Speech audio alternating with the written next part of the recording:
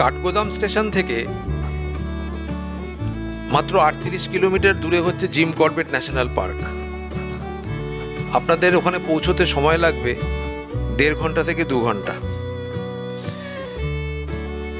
Gym করবেটের সব থেকে ভালো যে গেট, অ্যাকচুয়ালি 8টা গেট আছে, এবং এই ফরেস্ট শুরু হচ্ছে কাঠগোদাম থেকে এবং শেষ হচ্ছে দেরাদুনে গিয়ে।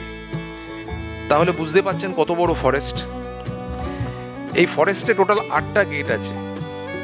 বিভিন্ন ট্রাভেল এজেন্সি আপনাকে হয়তো বিভিন্ন তাদের সুবিধা অনুযায়ী আপনাকে গেটের নাম বলতে পারে, তবে সীতাবনী হচ্ছে সব থেকে ভালো গেট।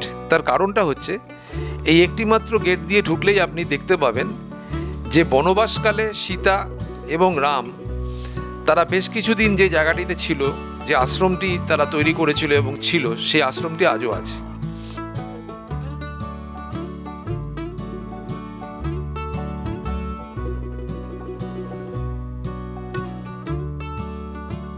আমরা যে গেস্ট হাউসটা পছন্দ করেছিলাম সেটা হচ্ছে tiger house, Corbett tiger house, এবং এটা খুবই কাছে, সীতাবনী গেটের খুবই কাছে, এবং মাত্র 1000 থেকে 1200 টাকার মধ্যে আপনি লাক্সারি রুম, এসি রুম সবই পেয়ে যাবেন। অন্যান্য জায়গায় হোটেলের রেটটা একটু বেশি, কারণ হচ্ছে যে যদি আপনি কাছাকাছি থাকতে চান, একদম করবেট ন্যাশনাল পার্কের সামনের দিকে যে সমস্ত গেস্ট হাউসগুলো আছে তাদের রেট অনেক হাই, 1800 টাকা থেকে 2000 টাকা, তারও ওপরে সমস্ত রেট। কিন্তু 1000 থেকে 1200 টাকার মধ্যে এসি রুম এবং ভীষণ সুন্দর একটি গেস্ট হাউস, এই টাইগার গেস্ট হাউস। আমি ফোন নাম্বার, কন্ট্যাক্ট নাম্বার সব কিছু দিয়ে দিচ্ছি। আপনাদের পছন্দ হলে আপনারা এই গেস্ট হাউসটা বুক করতে পারেন এবং সীতাবনী গেট দিয়ে আপনারা টাইগার রিজার্ভে ঢুকতে পারেন।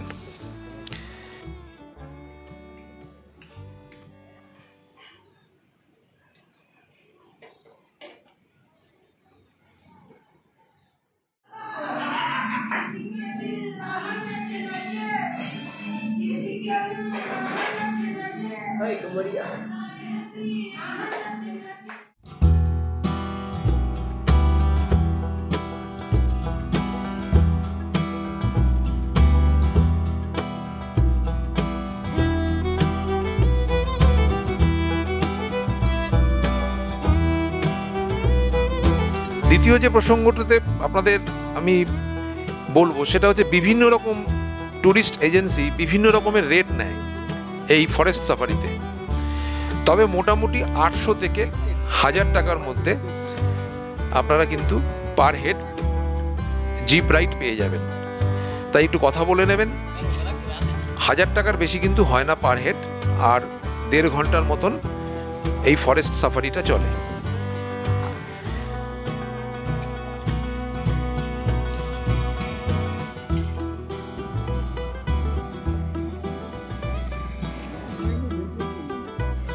জিম করবেটে অনেক সময় আপনারা হয়তো ভাববেন যে হয়তো বাঘের দেখা পেতে পারেন, কিন্তু এই ফরেস্ট এত বড়, এত লম্বা যে বাঘের দেখা পাওয়াটা আশা না করাই ভালো। তবে যে গাইড আপনাদের সঙ্গে থাকবে তারা কিন্তু মুভমেন্ট বুঝতে পারে, মানে সকালে যখন জঙ্গলে তারা ঢুকলে তারা বুঝতে পারে যে আশেপাশে বাঘ আছে কি না, কারণ বাঘের দেখা পাওয়ার চান্সটা খুবই কম। ঢেলা গেট বলে একটি গেট আছে, সেটা দিয়ে ঢুকলে অনেক সময় নাকি দেখতে পাওয়া গেছে এরকম শোনা যায়। তবে ওই সমস্ত কথাতে গুরুত্ব না দিয়ে ফরেস্টের ভেতরে যদি আপনারা প্রবেশ করেন, কিছু ওয়াইল্ড অ্যানিমেল বা কিছু সুন্দর পাখি আপনারা দেখতে পাবেন, ময়ূর দেখতে পাবেন, হরিণ দেখতে পাবেন, এবং আরও ছোট ছোট অনেক জন্তু জানোয়ার কিন্তু চোখে পড়বে। তবে গাইডের কথা মতন ফরেস্টে যদি আপনি যান তাহলে ওরা আপনাকে বলতে পারবে যে আশেপাশে বাঘ আছে কি না, কারণ ওরাই একমাত্র মুভমেন্টটা বুঝতে পারে। জিম করবেটে অক্টোবরে টেম্পারেচার মোটামুটি সকালের দিকে 10 থেকে 12 ডিগ্রি টেম্পারেচার থাকে এবং রাত্রিবেলা 20 ডিগ্রির মধ্যেই থাকে টেম্পারেচার অক্টোবর মাসে। আর যদি আপনি ডিসেম্বর জানুয়ারিতে যান তাহলে টেম্পারেচার কিন্তু 4 ডিগ্রি 5 ডিগ্রির মতন হয় সকালের দিকে, এবং দিনের বেলা 9 থেকে 10 ডিগ্রি হয়, তাই বুঝতেই পারছেন খুবই ঠান্ডা একটি জায়গা। তাই সেরকম প্রিপারেশান নিয়ে সকালবেলা যখন যাবেন ফরেস্ট সাফারিতে, সেরকম প্রিপারেশান নিয়েই যাবেন। যেতে যেতে গাইড আমাদের বলছিল যে নদীর আশেপাশে বাঘের একটু মুভমেন্ট থাকে, কারণ জল খেতে আসে সকালবেলা।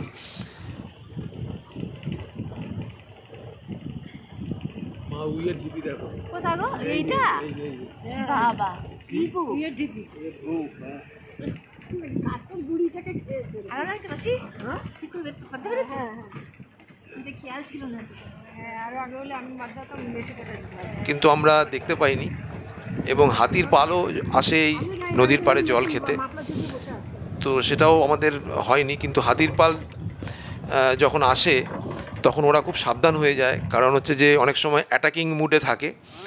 তাই হাতির পাল যদি কোনো সময় জিপের সামনে চলে আসে, সেই সময় সবাইকে একটু সাবধানে থাকতে হয়।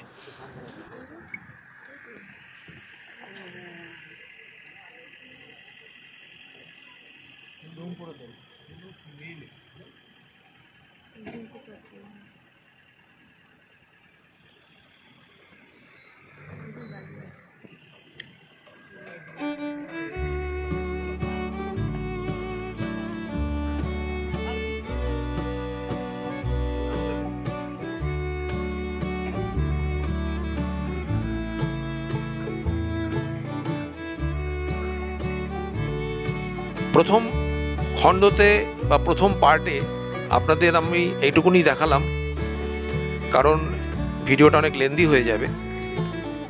সেকেন্ড পার্টে আমি আপনাদের আশ্রমটি দেখাবো, যে আশ্রমটি একমাত্র সীতাবনী গেট দিয়ে ঢুকলেই আপনারা দেখতে পাবেন। তাই সবাই ভালো থাকুন, সুস্থ থাকুন, এবং নৈনিতাল বেড়াতে গেলে জিম করবেট ন্যাশনাল পার্ক না গিয়ে কিন্তু নৈনিতাল যাবেন না। বাঘের পায়ের ছাপ আমরা দেখতে পেয়েছিলাম, তাই বাঘ হয়তো কপালে আপনাদের নাও জুটতে পারে, জুটতেও পারে কপাল ভালো থাকলে, কিন্তু জিম করবেট ন্যাশনাল পার্ক কিন্তু অবশ্যই যাবেন, কারণ এত সুন্দর একটি জায়গা যদি না যান তাহলে অনেক কিছুই না দেখা হয়ে থাকবে। ধন্যবাদ।